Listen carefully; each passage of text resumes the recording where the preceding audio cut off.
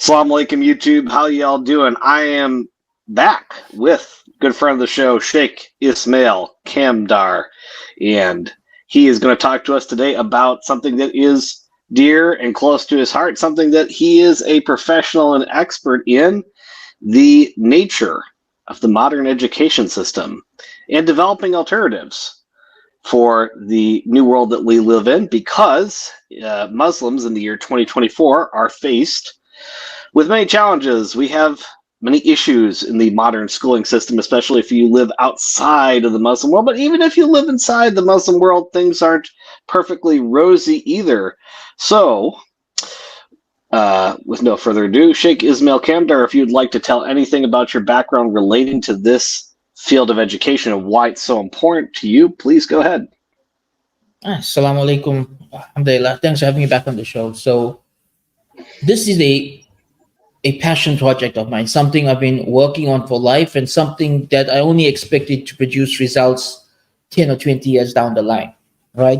It's a lifelong project for me. And it started when my kids were born. When my kids were born, I was hesitant about putting them in school, right? Because my experience with school was that school was a complete waste of time. Right? This was my experience. So I was in and out of school in a sense that I was in school till grade 8. Then I dropped out to do Islamic studies. Then I skipped grade 9. I skipped a couple grades. I graduated through homeschooling. And then I went to university. And along the way, I realized, hold on, you can skip 1 or 2 entire grades and you don't miss out on any actual information and knowledge. Right? I skipped both grade 9 and grade 11. There's literally nothing in grade 9 or 11 that's relevant or important for life, right? It's completely a complete waste of time. So I skipped both those grades, and I realized that this system doesn't make sense. And when I first started working, my first job was as a school teacher. And I spent my first 2 years working in Islamic schools. And when I first started, I went in with the mindset that Islamic schools are the way forward. But after 2 years of working in Islamic schools, I came to the conclusion that, hold on, most Islamic schools are not really Islamic. They basically took the same system, they put on a Islamic label, so they gave it an Arabic name, made hijab the uniform, and made Islamic studies a subject, right? But that to a subject that if you fail it, it's no big deal. Right, so it's like a very trivial subject. It's not even an important subject. So the Islamic school system, to me, was not a proper solution. So as my kids were getting of school age, I began to worry, like, what am I going to do with them? I don't want to put them in the system. The system's messed up. In the Islamic schools I had seen in my community, zina was rampant, drugs was rampant. All of these bad ideologies were rampant. These were the Islamic schools. If you went to the non-Muslim schools, in my community, 13 and 14-year-olds are getting pregnant, right? It's like... Right, yeah. So, like, why would you want to take a child and throw them into that environment? It made no sense to me at all. And what boggled my mind even more is that most people don't think about this. Most people like, oh, the system's a system. You have to go with it. That's how most people are wired, right? That they imagine, I think in their minds, school has always been around, and that's just the way of the world, and you have to do it. And I realized that you don't, because I come from a family where some of my relatives dropped out of school and opened businesses and did very well in life. Right? Others went to university and did very well in life. Everyone took different paths, and I realized there's not just one path to success. Every individual is unique. Everyone's path is unique. Everyone's skills are unique.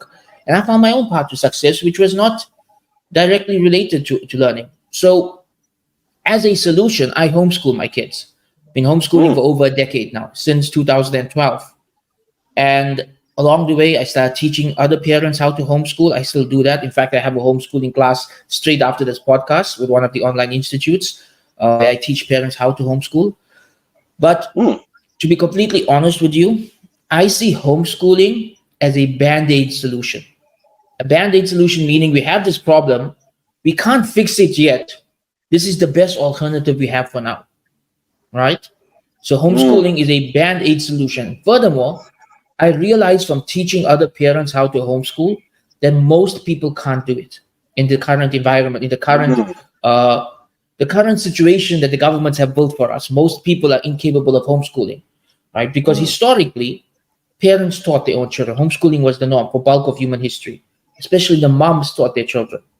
But if you create an economy where mom and dad both have to work full time and they're both too tired when they come home from work to spend quality time for their children, you can forget about them having any time to actually educate their children.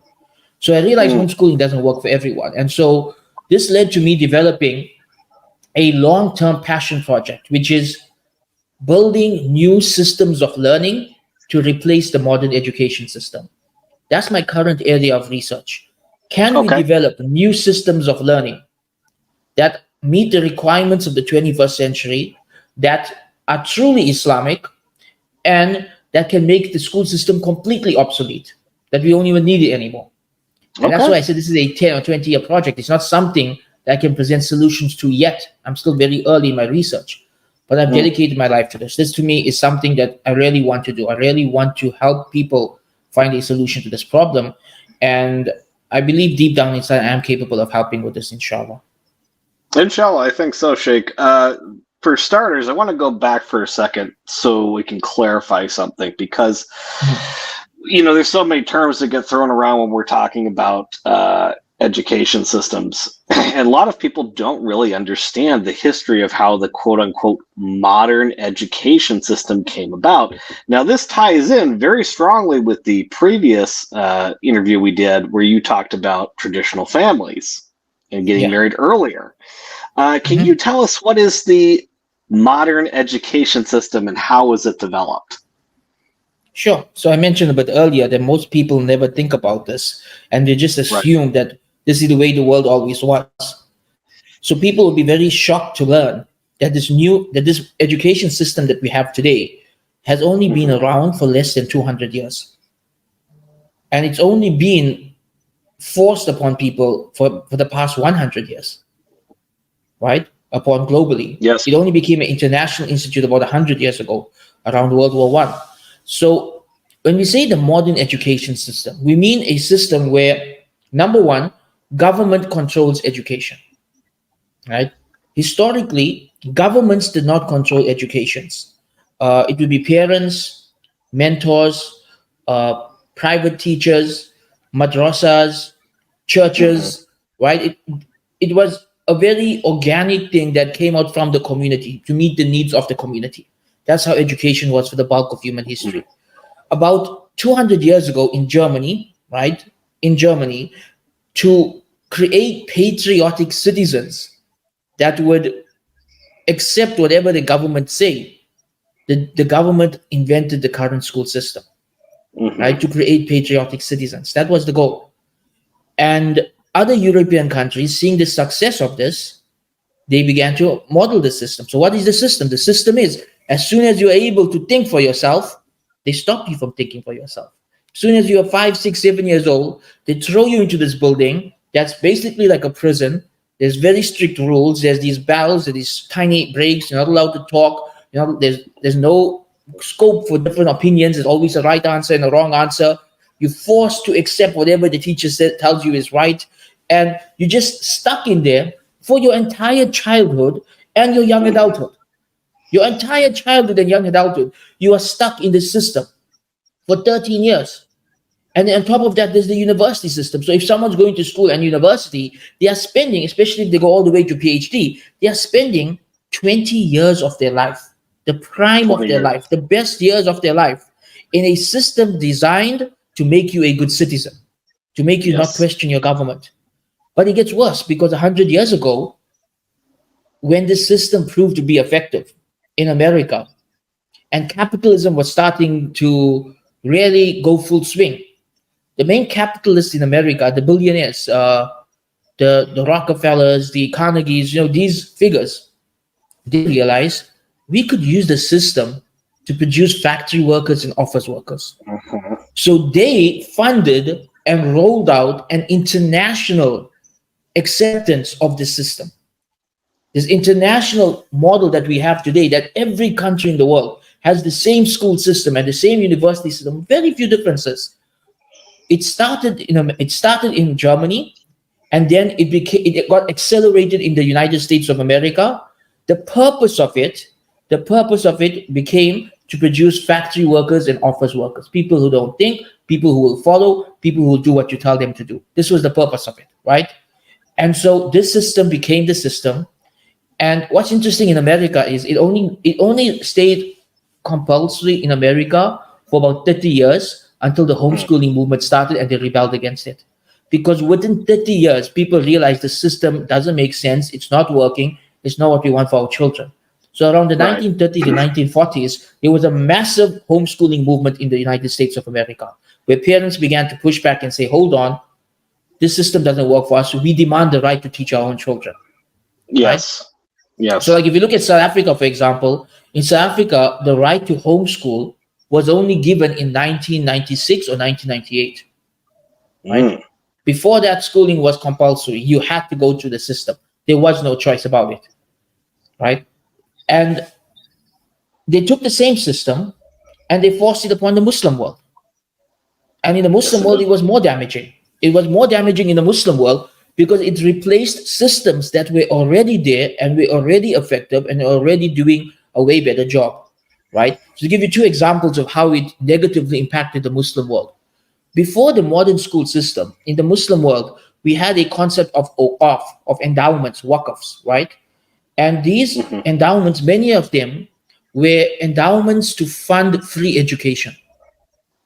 So there were many free schools, free universities. If someone wanted to become a scholar, a sheikh, a alim, they could do so for free, and these endowments would provide them with a monthly salary so that they could live a comfortable life while pursuing research and academia. There was a system that worked to make sure that education was free, and it was not controlled by the government. It was controlled by the ulama. It was controlled by the sheikhs, the scholars of the community. The government had no control over the system, right? About 150 years ago, the British, when they started colonizing the Muslim world, they couldn't directly colonize the Ottoman Empire, so they began to influence the Ottoman Empire, right? They did colonization via influence. And one of the things they did to influence the Ottoman Empire, and Dr. Wael Halak speaks about this in his book, Restating Orientalism, he says one of the things they did is they got rid of the Waqf system, the endowment system. They basically told the Ottomans that, listen, these things that you are using, that your people have as free services, you could be making money off that. These could be for-profit services. You have free healthcare, free education, free water. All these stuff are free. It doesn't make any sense from a capitalist perspective. And so first they got the government to take over the endowments, and then a few decades later, they got them to turn them into for-profit industries. So suddenly education has a cost, healthcare has a cost, water has a cost. In the Islamic world, these things were free, right?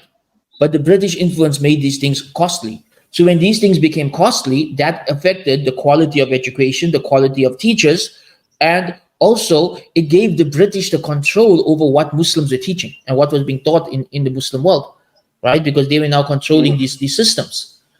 To add to that, they brought in a mindset that is completely alien to Islam, but most Muslims have adapted today. And that is the mindset of separating between religious knowledge and secular knowledge, right? And we see that today even in the Islamic schools. Even the Islamic schools today have a separation between secular subjects and Islamic subjects. Historically, Muslims never made the separation. Muslims pursue beneficial knowledge. The only distinction we make is between what is beneficial and what is not beneficial. If someone feels that certain knowledge is not beneficial, they will not pursue it, right? But any beneficial knowledge is the lost property of the believer. So if you had to go to a madrasa 400 or 500 years ago, you would study Quran, you would study fiqh, but you would also study algebra, you would also study science, you would also study philosophy, poetry, because anything that would benefit you would be taught in the madrasa. It wasn't seen as separate, from the religion, but seen simply as beneficial knowledge. So when this distinction came in between the secular and the religious, the Muslim community got divided. and the Muslim education system got divided. So now we have the secular Muslim and we have the religious Muslim. We have the secular Muslim. This especially was the case between World War I and the 1960s. Between World War I and the 1960s, most of the Muslims who graduated from university or who went through the secular system were not religious, right? They were not religious. And most of the religious Muslims did not have university qualification. It's only in the past 50 years that we began to find some way to bridge the gap, where now we have religious Muslims who have graduated through the secular system. But we haven't completely bridged the gap because we still see them as separate. We still see this as secular knowledge and this as religious knowledge. And as a result, we don't really have the quality of scholars that we had in the past. When you look at the scholars of the early generations, many of them were polymaths, right? A scholar would be a master of the Quran, the Hadith, fiqh, history, mathematics, science, philosophy, medicine. Like one person would master all those fields, right? And there are hundreds of examples of people like that in our history. It's very rare to find people like that today because of the secularization of knowledge and the division of Islamic and knowledge from other subjects. People tend to go one way or the other. And so this also negatively impacted the Muslim world. If you don't mind, I'd like to jump in. It seems to me that compared to traditional Islamic systems, that the Western system is very much based on hyper compartmentalization, to use an absurdly long word. In other words, when I talk to people, I was at one point when I got back from Iraq, I was a political science major, and I was doing really good at political science, and I really wanted to go off and get like a master's and a PhD. And what I started to see, one of the things that turned me off from that path, because I thought I wanted to be a political analyst, one of the things that turned me off from that path was that I couldn't help but notice that some people become hyper obsessed in their careers over the most minute, mundane things. And it's this, I sat around and talked to these professors. They have this culture of like, how shall we say, pick one thing that you're super hyper focused interested in, and only that's your life from now on, from now until you get tenured. And I was like, it's interesting because I tweeted something similar yesterday, right? I tweeted something similar yesterday. A lot of our Islamic studies graduates who graduated from Western universities instead of Islamic universities, they don't actually have the broad baseline knowledge of Islam that you expect from an Islamic studies graduate. Right. Like if you study Islamic studies in the East, you will learn the foundations of Quran, Hadith, Arabic, Tafsir, Fiqh, all these different sciences. And then you might specialize in one or two. Like how I specialized in Fiqh, Tafsir, and history, but I still know all the other subjects enough to teach it, right? But what I found from those who graduated in the West is they would go all the way to PhD. They would get a PhD and call themselves a professor in Islamic studies. And people would treat them as an expert and as someone who can lead the salah. But when you talk to them, their PhD was like super niche. It's like certain scholars book on a specific topic in a specific year related to a specific field.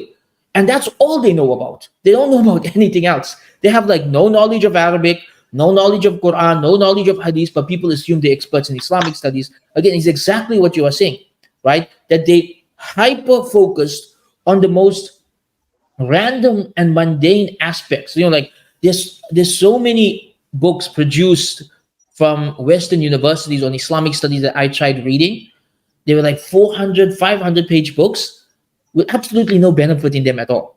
Like they would just take the most obscure of things and just write just to say they produced something, because that's what that's the goal of Western academia, to produce. The goal of Islamic knowledge is to benefit the ummah, right, and to bring people closer to God. The purpose of knowledge in the West is just to produce. It's just to produce something new. So you have to always produce something new, no matter how useless it is. Yeah, that was something that my professors, when I was studying political science, would tell me. They said, Harry, if you want to get into this field, if you're really interested, young man, you have to publish or die. If you do not publish, I had the same experience. Relevancy. Yeah, and I said, it sort of drove me insane, the idea of continuing down this path for 10, 20 years. And then what I found years later when I thought about going back to try and finish my bachelor's and then try and get into a master's and a PhD, because I have a real interest in politics and international relations. What I found is from the people who had gotten those degrees, they pulled me aside and they said, I mean, it's valuable for finding a job in the government, but what they also said is everything that they learned in their when they finished the 2 years after I dropped out, you know, the extra 2 years that they had or whatever, they said I could have learned from a Google search or learned on my own, come up to my own conclusions. Wow. Yeah, It's interesting. You and I had the same experience, even though we studied different subjects. So when I completed my bachelor's degree, my teachers tried to convince me to do a master's degree. Right till today, they still try to convince me to do a master's degree, even though this was like a decade ago. But what I found is, when I tried to see like what's the benefits of a master's degree, the only benefit I could find from it is to boast that I have a master's degree. That's like the only benefit. Nothing that they were teaching was a benefit to me. Most of it was stuff I could study on my own. I already have a job that I enjoy. I already have a business that's thriving. What exactly would you get out of this besides being able to boast and tell someone I have a master's and you don't? Right. So I decided it's not worth my time to pursue a master's degree. No, and it seems to me that there's a hyper emphasis on memorization of information rather than how to analyze and use the information. Yes, and that seems to be something. That's a big one. Yeah, that's something that comes out of the German factory model. And of course, I'm assuming, and you probably know this more than I do. I'm assuming that classical Western education, when it was provided by the church, was probably much closer to classical Islamic education. Yeah, like if you look at the Ottoman Empire, they had the millat system, right? Millat means religions. And basically, the way a Sharia land works is that every community follows their own book, right? So in the Ottoman Empire, if you had to go to a Christian village or a Christian town, the whole village and town is run by the Bible. From the education system to the criminal law, all of it's run by the church. And that's part of living under Sharia. People don't realize that. Christians and Jews had more freedom under Sharia because you controlled your education system. You could apply biblical law to your community. You could actually live a fully Christian life, right? In those pockets. And so what you would find in the Ottoman Empire was that governments did not control knowledge. They did not control information. It was the community that did. It would be the sheikhs in the Muslim lands. It would be the priests in the Christian lands. It would be the rabbis in the Jewish lands. And the government would stay out of it completely. And so, yes, knowledge. And also, another important point was that the systems of knowledge that developed before that originated in the Muslim world. And Christians and others adapted it from the Muslims. So what I mean by this is that during the Abbasid era, so we're going back about 1,000 years ago, the Muslims developed things like research centers, libraries, madrasas, and some kind of university. Not the same like today, but they had a type of university, right? A place where you could study advanced knowledge and graduate in that field, right? And non-Muslims, Christians and Jews, would learn Arabic so that they could go to these institutes and study with the Muslim professors. And then they would take that same system back to their lands and try and replicate it in their lands. So the Muslim world actually had a very strong influence on the types of systems of knowledge that began to become common in the Christian world after that point in time, especially once the Muslims were in Spain. Muslims ruled over Spain for 700 years. During that time, Islamic Spain was the center of knowledge in Europe, and the rest of Europe was influenced by Muslim Spain. They would send their best minds to study under the Muslims. And they learned philosophy from the Muslims that took it back to the rest of Europe. They learned morality from the Muslims that took it back to the rest of Europe. They learned systems of learning from the Muslims that took it back to the rest of Europe. So a lot of what was going on in the Christian world was ideas that they had emulated from the Muslim world. And so it was very similar systems in place, right? And it was a very effective system because you would find that at that point in time, communities were producing people of genuine knowledge. Like even the Jews, it was in that system that Maimonides emerged, the most famous Jewish philosopher. Yeah, he was a product of the Muslim education system. He studied in the Muslim education system. He was the doctor of Salahuddin Ayyubi. He thrived in that system, right? So that system allowed the production of geniuses for anyone to look there. But just as we have the Muslims of today no longer have that system, the same thing happened with the West. And by the way, there was pushback in the West as well. The idea of church schools, they heavily opposed the idea of government education. It was there's a long history of a clash between church schools and government schools because they did not want to give their power to the governments. They knew that that it was not a good idea for government to take over this thing. Yes, yeah, I would, I'd be, if I may be so brazen, I don't think it's an accident that the decline in monarchical systems and the rise of central banking, the rise of government schools, and the tragedies of World War I and World War II are all interconnected. In other words, they are most definitely interconnected. And I can tell you a few ways they're interconnected, right? Number one, the purpose of the school system was to create patriotic citizens, people who are willing to die for their country, right? Those are the people who fought in World War I and World War II, people willing to do anything for their country. People's commitment was no longer towards God and towards family and towards tribes, but towards a sense of patriotism. This allowed them to form armies that were willing to just die for them. On top of that, the modern financial system basically allowed them to have infinite resources for producing weapons. You see, wars of the past never reached the level of devastation of World War I and World War II because wars were always limited by the budget of the government. yes, Right? Governments had budgets. But once you start printing your own money, guess what? Guess what's happening now? Now 14 billion going to Israel. Where's it coming from? They're just printing it. Right? If you can just print your own money, you now have an infinite budget for war. And now that's why we have this level of destruction in the past 100 years that never existed before. So it's all linked. It's all a product of the colonial liberal system that it started about 400 years ago. And people think the colonial era is over, but we are still living in its shadow. We are still living in the systems that they produced, whether it's the economic system, the school system, or even the state system itself. This idea of having countries and being loyal to your country, and the country having power and control over everything from the type of school your child goes to being able to seize your passport, to seize your bank account. This is all very new. This is all part of that project. We're still stuck in that project, right? The effects of colonization are still everywhere in every part of the world. Yeah, I can see some of that for sure. Yeah, I see here in Indonesia, people are still shaking off the shackles of the colonist mindset. And I see it even in subtle things. I'm going to make this point, and then I want to go back in history a little bit, if you don't mind.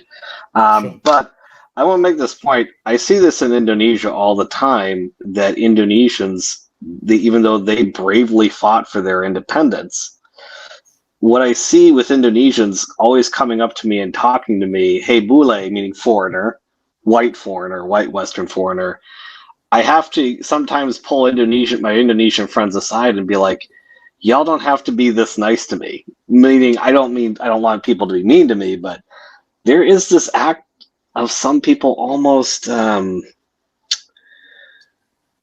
white girls in Indonesia will always buy whitening cream.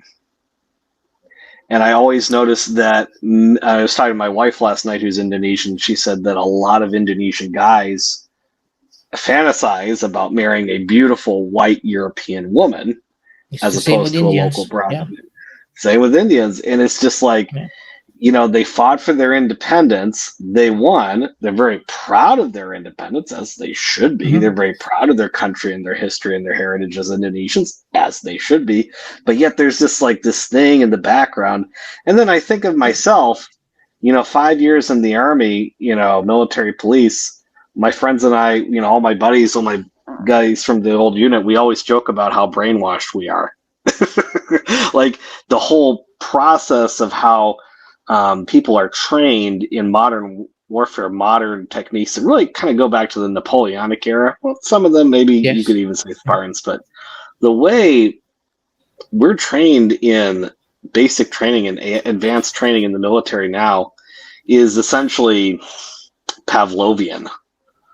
All the weird things that you see happening in movies like Full Metal Jacket, all those mental games, that's Pavlovian to generate certain instinctual responses, to produce the kinds of people that will go out and die for the causes. And alhamdulillah, I see in Gen Z in particular, I mean, I see them on TikTok, they're just like, I'm not signing up for war, I'm not going to go to college, I don't want to play this stupid corporate game anymore, I'd rather just stay at home and like do my own thing. And people are losing their minds. Like you see the mainstream corporate media just losing it. Like, oh, Gen Z, they're just so lazy and they're incompetent. And everybody hates on Gen Z right now. But you know what? I think they're actually I think they're waking up to the control system. I have a theory behind that. Yeah, I have a theory behind that. My theory is that the pandemic and the lockdown woke everybody up. That's when people realize these governments have too much control. They have too much power. Right? And that was the breaking point for many people, because a lot of things I used to speak about since 2010, and people used to think I'm crazy, people used to think I'm a conspiracy theorist, people used to think I'm extreme or backwards. Those same points, they're making it themselves now after the lockdown, right?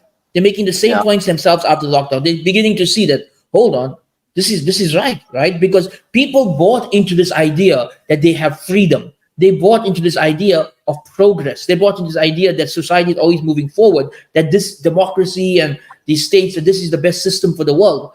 And then the lockdown happens, and these governments can take anything from you and do anything to you and force you to do anything they want.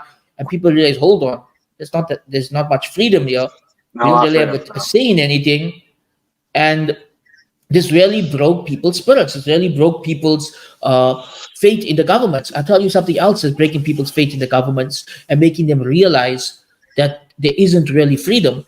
Last year, regardless of what people think of him, I'm not making a value judgment on him specifically, but last year when Andrew Tate was arrested, right, the governments seized all his assets, all his valuables, threw him in prison for 6 months before trials even began.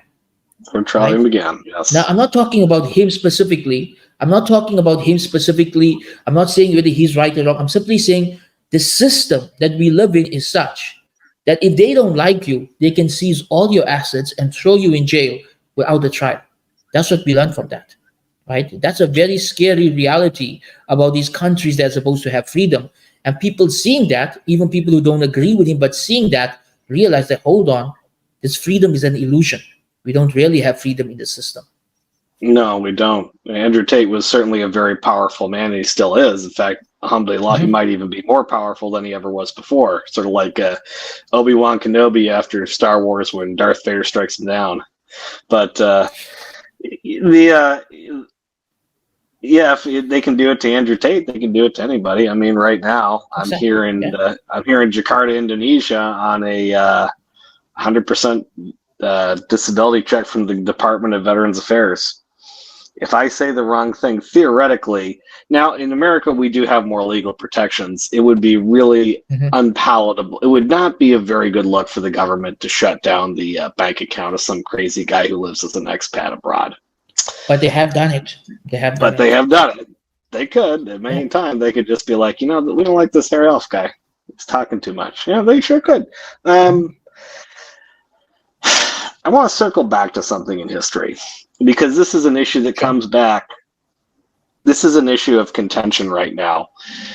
Clearly, when I look at the history of America in particular, with our United States Constitution and our Bill of Rights and what the Founding Fathers and the writings of the Founding Fathers, and also some of the classic things from Europe that you were talking about earlier with classical education before it got influenced by this modern Germanic system. Daniel Hakikachu has spoken extensively about how he just really doesn't like liberalism. And I understand where Daniel Hakikachu is coming from. And of course, he went to Harvard. He's a very smart, educated guy, and he's seen the belly of the beast. Is there a way we can qualify that? Because some of what is labeled as liberalism seems influenced by classical Islam, And some of what is liberalism is like devolved into what we see now with the modern banking system, offshooting into fascism and communism and the complete destruction of the traditional family and Christianity and any sort of religious influence whatsoever. So when we're talking about liberalism, how do we distinguish between what is influenced by Islam and what is influenced by something else? You could do that with anything, but I have a very simple principle that any Okay. man-made philosophy will have flaws. So we don't follow that philosophy, we follow Islam, right? Okay. So we don't need liberalism. We just need Islam. Really, if Islam, if you really take time to study the works that Islam teaches on politics, on education, on social reform, on family, on growing a community, you will realize we don't need anything that liberalism has to offer. Whatever Right. we need, you will find it within Islam. So the idea here is not that every single thing that liberals teach is wrong. That's not what we're saying. What we're saying is that the philosophy itself is flawed. So we don't need that philosophy. We follow Islam instead. And whatever good is in liberalism, you will find it in Islam as well, amplified, Right. but without all the baggage, without all the negative stuff. So we don't need anything to do with that philosophy. Okay. So liberalism, the Enlightenment, things of this nature, these have some echoes of Islam because Islam was. They do. Like, for example, the idea of innocent until proven guilty, that originated Yes. in Islam, right? So that's one Right. example. That's probably the clearest example, right? The current concept of justice, a lot of it is taken from the Sharia. That the Right. Sharia is built on justice, and a lot of the elements of justice that are applied in the West today were borrowed from the Muslim world. Okay. Good. Well, I appreciate you answering that. So this is, I know it's a little bit off topic here, but when I talk to older people back in the States who are super hardcore constitutionalists still, I often say that a lot of the good things in the U.S. Constitution can also be found in Islam, and that this idea that creeping Sharia is just going to come in and we're all going to be slaves. Would you say that most of these modern Islamic governments, like if you're comfortable saying this, if not, I understand, we can edit this out later. Saudi Arabia, for example, would you say that Saudi Arabia is a good example of classical Islamic law and practice? There is no good example of classical Islamic law in practice for one very simple reason.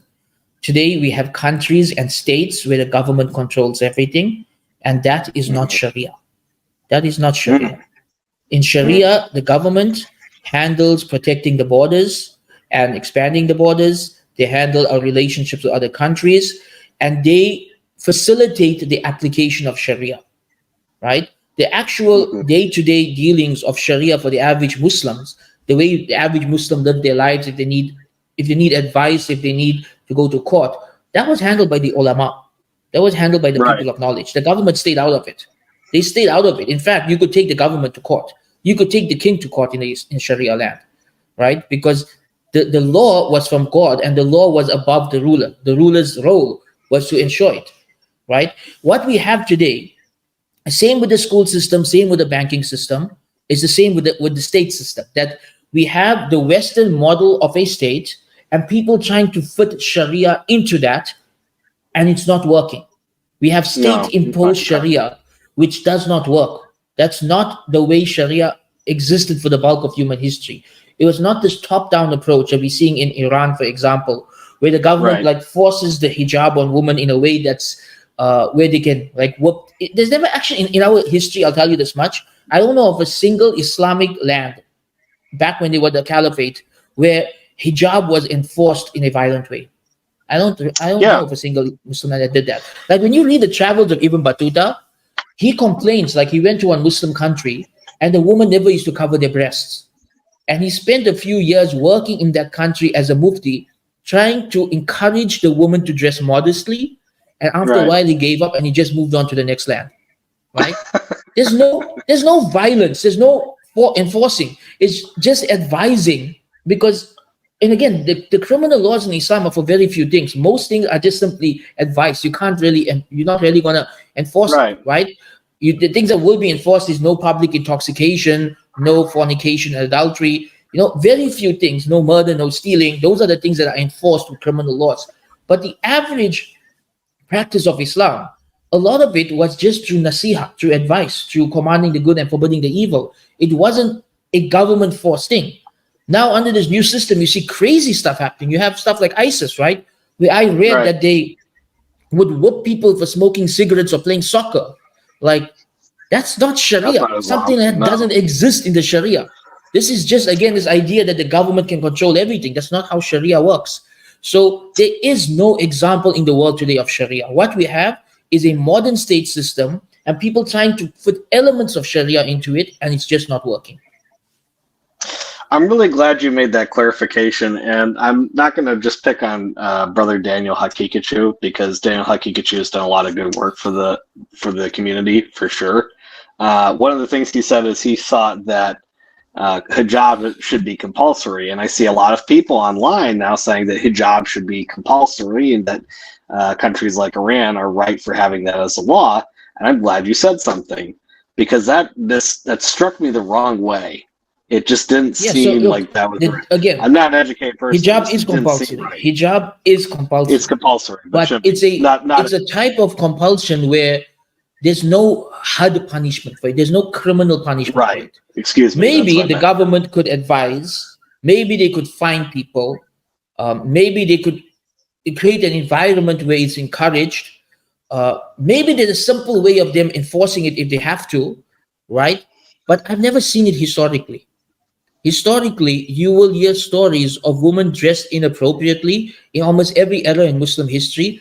There wasn't, I don't know, I might be wrong. I don't know of any historical incidents where the government prescribed a punishment for women who had dressed indecently, right?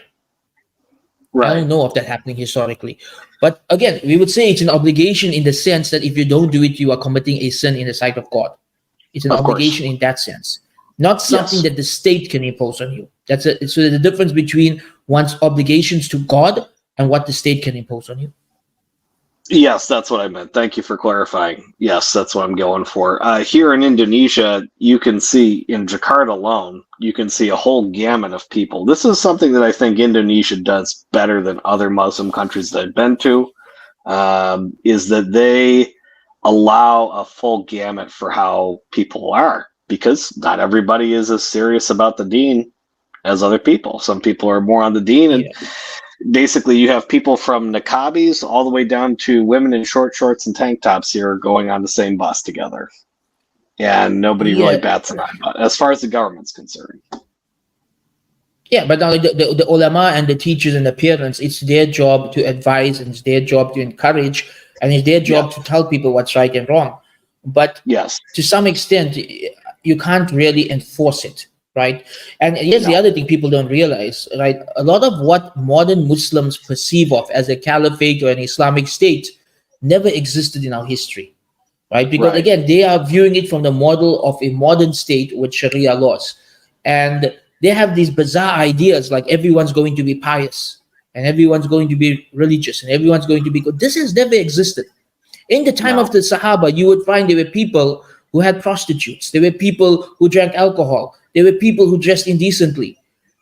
Every society is going to have its good people and its bad people, right? And everything in between. And the role of the Muslim government is to encourage good and to forbid evil and to facilitate spirituality. But one of the things that you will find in the Islamic state, in a proper Islamic land, is the valuing of privacy, that you don't get involved in people's private lives, right? So if someone is fornicating behind closed doors, the government won't get involved. Nobody will get involved. It's their private sin between them and God. And people would know these things are going. They would know that a certain house is a prostitute's house or a gay person's house. And everybody would just ignore it because it's private, right? It's their private sin. As long as the sin is done in private, it's somebody's private business between them and God. Once it's done publicly, then yes, the government can say, hold on, this is now public indecency, this is now public immorality. Now we can force some kind of punishment or some kind of rule to prevent the spread of public immorality, right? So what the government would handle would be the spread of public immorality, but people's private sins would be their own business. The idea that if we had a caliphate today, and by the way, I'm completely pro-caliphate, right? I'm 100% pro-caliphate. I'm simply saying people's perception of it is incorrect. This Yes. idea that if you had a caliphate today, that everybody would be pious and every woman would be in full niqab with their face covered and every man will have a big No. beard. I'm sorry, No. that has never existed in our history. Never. That has No. never existed, and that would not exist because that's just not how human beings are. You have to have some room for people who have weaker iman or people who are not as strong or people who are not as pious to just exist and at least be Muslim. Would you say that Saudi Arabia, Wahhabism is an offshoot of, well, I'm being very careful how I say this. Because when I say the word Wahhabi or Salafi, it has so many connotations and it can go off in so many directions and people have different definitions. Would you say that the modern Wahhabi brand of Islam is the source of this confusion? Or does the source go back further than that? Because you talked earlier about the I would say it's one of the products of it. It's one of the products of right? it. Okay. One of the products, not the source, because they are as influenced by modernity as anybody else without realizing it, right? Okay. Their perception of what an Islamic state would look like, their perception of what is Orthodox Islam and what is the enemy's understanding of Islam, all of it is shaped by modernity. They are not the source. They are a product of the environment, a product of the modern world. And I mean, the origins are something else. The origins was more a tribe. It's similar to the Protestant movement, right? In that they wanted to reform Islam and they went a bit too far. But what we see in the past 60 years, especially, what emerged in the let's say from the 1940s till now, what emerged during that period that became known as Salafism or Wahhabism, most of it, if you really look at it, it's a product of modernity. That they are influenced by the world around them, whether they realize it or not.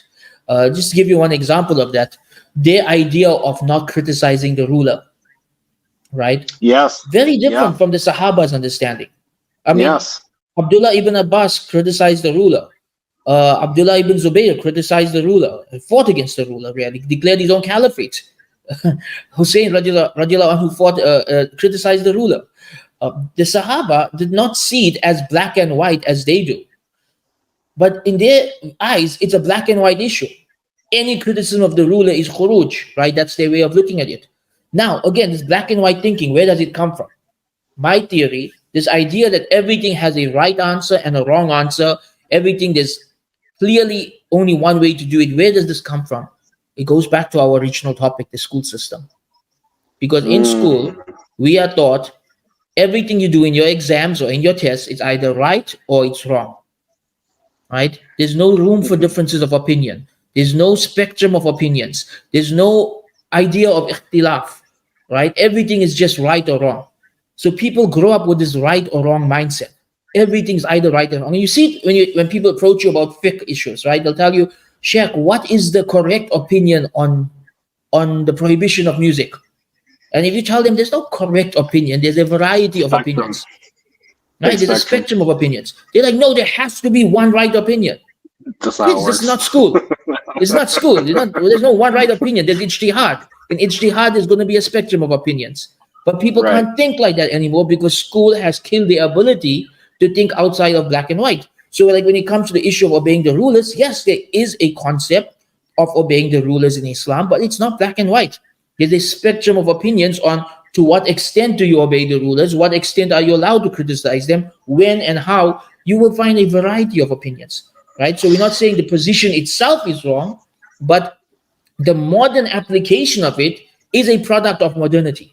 Right, the way people perceive of it and apply it today is a product of modernity, and it's not of how the predecessors who stated those same opinions, they wouldn't have applied it or thought of it the way people are doing that today. Yes, I think that makes a lot of sense. What I noticed in Salafism, the positive about Salafism is that it is a sincere desire to return to go back to what is the real Yeah. faith. The problem No is, problem. Yeah, I agree the with that. problem Yeah. is, then there's the problem is that, okay, well, what is the real original faith? And then the other thing I see about Salafism, and this is a little bit theoretical here, and keep in mind I'm not a scholar when I say this, there are people who have suggested that perhaps the original source of Salafi thinking goes back to at least Ibn Taymiyyah. The idea that, hey, we've got problems in our ummah today, we've got to remove all the shirk and the bid'ah, all the innovation and all the confusion, and go back to the pure form of Islam. You could say it really goes back to Ibn Taymiyyah. But then the problem with that is, when I look at Ibn Taymiyyah's writings and his life, the guy was actually pretty nuanced, and he changed his opinion on things at different points in his life. One of the things I noticed about Ibn Taymiyyah, I found this out from watching Blogging Theology with Paul Williams, which is a great channel. Ibn Taymiyyah, and I think Dr. Shabir Ali also mentioned this, Ibn Taymiyyah, towards the end of his life, took the minority position of scholars, a minority position, and he believed that hellfire was not eternal for most people. And that's a minority opinion. And I'm so like, when people in the Salafi movement keep talking about, oh, we love Ibn Taymiyyah is our guy, you know, that kind of thing, I go, okay, but then did you actually understand Ibn Taymiyyah? Because to me, when I look at Ibn Taymiyyah, he was actually far more nuanced than he's made out to be.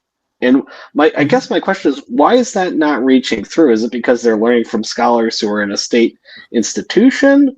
Or is it because they're just very, kind of in a reactionary mindset? Why is that understanding of Ibn Taymiyyah not following through? There's many answers to that. For one, they only study specific opinions of Ibn Taymiyyah, not all of his writings, right? But again, going back to our original topic about the education system, Ibn Taymiyyah lived in a very different world from us. He lived in a time where it was okay to have your own opinions, right? He lived in a time where the ijtihad was a thing, right? He lived in a time where we didn't have this black and white thinking of modernity. And what's happening is people are now taking his opinions and looking at it from a modern lens. So you have people today who would see a statement by Ibn Taymiyyah and treat it as if it's equal to the Quran or the Hadith, right? Well, Yes. he himself would not have looked at his own statements in that way. He would have looked at them as his ijtihad with the potential of being wrong. And so people have, I myself am a huge fan of Ibn Taymiyyah. I have most of his books. I've studied most of his books. I share his opinions on many issues, especially in the area of Aqidah.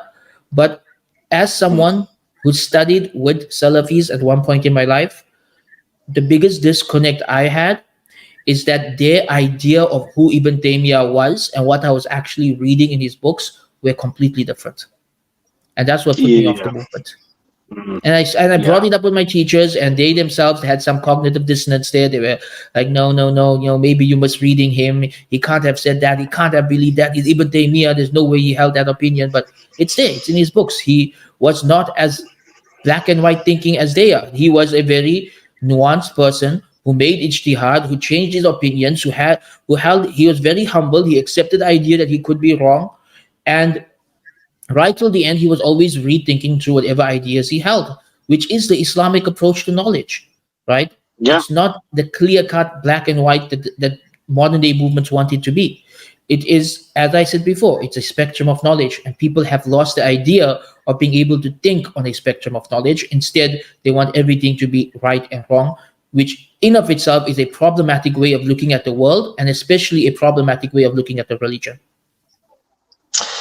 Well, I appreciate that. That was a great clarification because, a lot of people that I deal with in the comments section, the most negative responses I get are not from, it's sometimes from the Sufis, but it's usually the Salafis that give me the harshest responses. And then I talk to people like you or I see a lot of people like Dr. Yasser Qadi, who he used to describe himself as Salafi as well.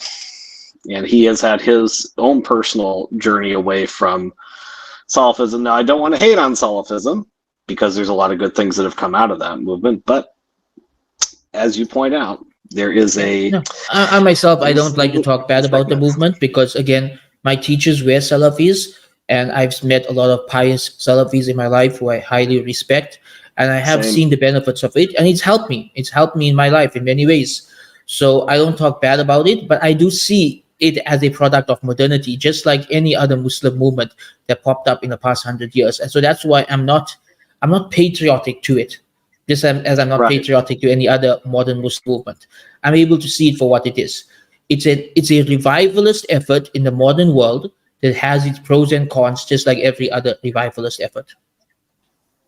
And some of these criticisms could also be given of Sufism as well. Am I correct in saying that? Yes, that's correct. They were Any movement there, yeah. because, and even to me in time, they were also very institutionalized and very black and white in their thinking as well, weren't they? That's why I got in trouble with them. Okay. That's true. Yeah. Okay, just so any of our Salafi listeners who are deeply offended and write down subscribe for me, just let you know, we got criticisms for other people too. I get a lot of criticism from Salafis like all the time, so just bear with me. Well, Shaykh, I appreciate you coming on. We got on a lot of sidetracks here, which is a good thing and a bad thing, but it's important. Circling back around to solutions, because we talked about education, how it's become a mess. What is this modern version of this confusion? Was the modern system versus was the classical system? We got into how it ties into other aspects of life, commerce, politics, etc. We got a little bit off the weeds there, but what's the solution that you think is going to really fix this problem? It's obviously we can't go back to where we were 100%. We're in the age of the internet now, in the age of online education, so forth and so on. What do you think the future looks like or should look like? Okay, so I'm going to divide this into two parts: the immediate solutions and the long-term solutions. Immediate solutions is for parents who are able to start homeschooling, right? And okay, if you just say you're a young person watching this and your parents can't homeschool you, then your immediate solution as a young person is to take control of your own journey of knowledge outside of school, right? So you go to school, but in the afternoons and evenings, you watch other things online, you read other books online, you begin to initiate your own studies, right? To help you uncover what the schools are not teaching you, to help you bridge the gaps on subjects that schools are not teaching. So retaking control of your own journey of knowledge, which is how humans have been for the bulk of human history. Now, as for long-term solutions, I haven't settled on one yet, but I have a few ideas, right? The first idea is that we replace compulsory education with a culture of learning. Right? We replace compulsory education with a culture of learning. And what a culture of learning would mean is that children are raised with a love of learning and access to resources so that they can learn whatever they need to learn when they need to learn it. And today, with the internet, with YouTube, with online courses, with books, there's no end to resources. Anyone can teach themselves anything at any age. That's the world we live in today, which already makes school obsolete. It already makes school obsolete, right? My kids, my teenagers, what they learn on their own online vastly outweighs what they've learned from school, from the school curriculum. Vastly outweighs it. And That was my experience too. I've seen this also. Like one of my kids taught himself how to read when he was 5 years old, without going to school, without his parents helping him at all. He wanted to read, he taught himself how to read. And I realized that anyone can actually do that. Like historically, if people wanted to read, they would teach themselves how to do so within a few months. It's very easy to learn when you're motivated. And that's a big problem with the school system today. Because we have forced education, people see learning as a burden. People see learning as something that's not fun. People see learning as something that they hate. People see reading as something that's a chore. School has created all of these perceptions. Pull them away from school and put them into a natural learning environment. They will love to read. They would love to learn new things. They would love to grow their mind. They would love to develop new skills. So my main idea is to replace the school system with a culture of learning. I believe if a country has a culture of learning, it does not need a compulsory school system. Everybody would learn what they need to thrive in their lives. And it goes back to a principle that I forgot to mention today, and that is a principle I apply to both parenting and education. Every child is unique. There's no one system that's going to work for everybody. And that's one of the biggest problems with the school system today. We are taking a standardized approach to education and mass producing it across the globe, while in reality, every child is unique in terms of their strengths, their weaknesses, their goals, their vision, what subjects they're attracted to, what they want to do with their lives, how they learn, what system of learning works best for them, what system of learning they are weak at. Every child is unique. And if you're just going to have this mass-produced system, a lot of people are going to go to the system thinking that they are stupid or thinking that they are dumb, while in reality, they're just not given the right resources or styles of learning, right? Right. They simply put in a system that doesn't work for them. So I would love to see a world where instead of forced education, we have a culture of learning. And if you have a culture of learning with unlimited access to resources, right, where everyone has access to the resources that they need to learn, then I really don't think the world would need school anymore unless you are someone who's going down a very specific career path. Like if you are becoming a doctor or a lawyer or an accountant, then yes, there needs to be a systematic study to get there. But for the average person who just wants to run a business or be a plumber or be a freelance writer or something like that, they really don't need the school system at all. It's absolutely not beneficial to their lives at all. No, that's very true, Shaykh. I appreciate you clarifying that. I was just thinking as you were saying this, some of the things that I've been saying and dialoguing with people back in the States, because after I dropped out of university, I tried my hand at trade schools for a while as a truck driver and then a commercial diver briefly, and tried my hand at a couple other things. And for a while, I was of the opinion, yeah, screw school, everybody should just go to trade school. And then the more I think about it, trade school is the same problem. It can be the same sort of institutionalized problem rather than just going with an apprenticeship, which is how you used to learn trade, or just like you said, there's so many ways you can learn how to do a lot of these trade professions on your own. In fact, I myself am very passionate about reviving mentorship and apprenticeship. I believe that these things work very well in past communities and societies. If we could revive those systems today, they would not just help people learn better, but they will create meaningful relationships, right? Because the mentor-mentee relationship is a very powerful relationship that's dying out in our times. But historically, a lot of great figures were built from those type of relationships. So I'm very passionate about reviving those systems of learning as well. That's a good point. Yes, it's very personal. You just go to the next class, next class. Next year, you have a different set of teachers. And then you, after 3-4 years at that school, you go to the next school, and it's a different thing. It's basically the same thing, more advanced level of learning, but you're just getting passed from person to person to person.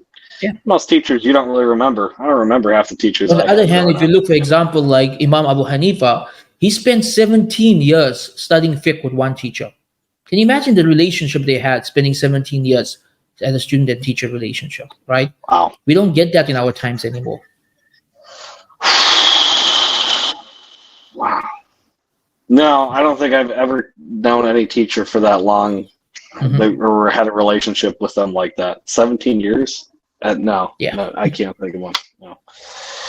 Oddly enough, I would say if you go to the same people who do martial arts in the same town for an extended period of time probably have the closest thing to that, because martial arts is tradition.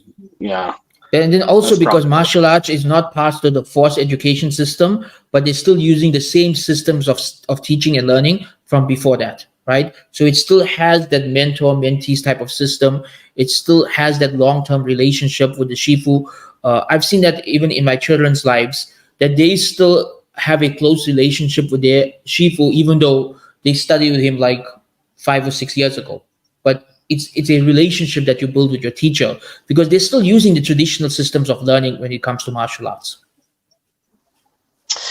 Yes, I'm going to use that as an example from now on when I'm trying to describe this to people what right looks like.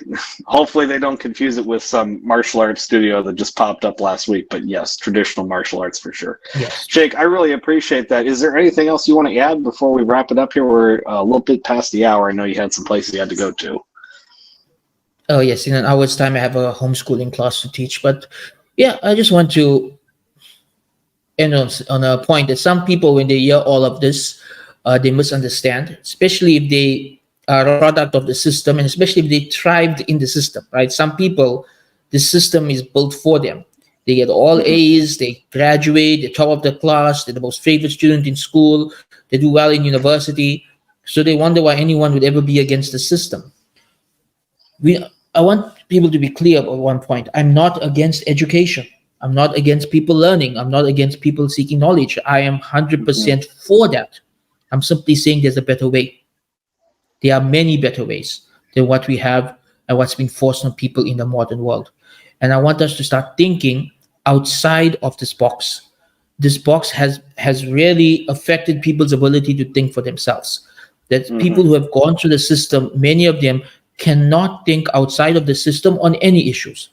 They just see the world as it is, not as it can be. And it makes it very difficult for them to grasp these kind of ideas. So let us learn to think outside of the box. Let us learn to understand that any man-made system could be replaced with another man-made system, maybe a Mm. much better one. So if people 200 years ago came up with this system, and in our times we are seeing that this system doesn't work, it had very negative roots, and it's gotten even worse over time. So like today, the system is a way of brainwashing people into being pro LGBTQ, right? It's getting worse over time.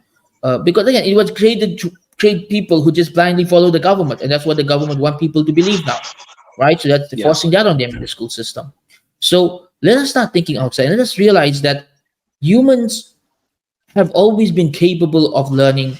They've always been capable of teaching. They've always been capable of living up to their potential. School isn't necessary for that. It may be necessary for specific career paths, but it's not necessary for everybody. And if we can come up with better ideas, better systems, then we could create a better future for the next generation. So I hope more people will get on board with this, start thinking like this, maybe start sharing ideas, and perhaps within the next 5 or 10 years, we'll have something concrete that we can launch as a alternative to school. That's my hope, to one day launch an alternative to school and to slowly start rolling it out globally. Allah knows best. All knows best indeed. Thank you so much for your time, Shaykh. All right, Shaykh, where can people find you if So they if you want to? just type in my name on Twitter or YouTube or Instagram, I'm there, alhamdulillah. I do most of my yapping on Twitter. I like to just share my scattered thoughts on Twitter every day. So most likely be able to connect with me to Twitter or YouTube with the exact same name, alhamdulillah. All right, alhamdulillah. Thank you. And we'll put some links to those in the video when we post it. Thank you so much, Jazakallah khair, Shaykh. Thank you for coming on. Hope to see you on again. All right, jazakallah khair. Assalamu alaikum. Oh.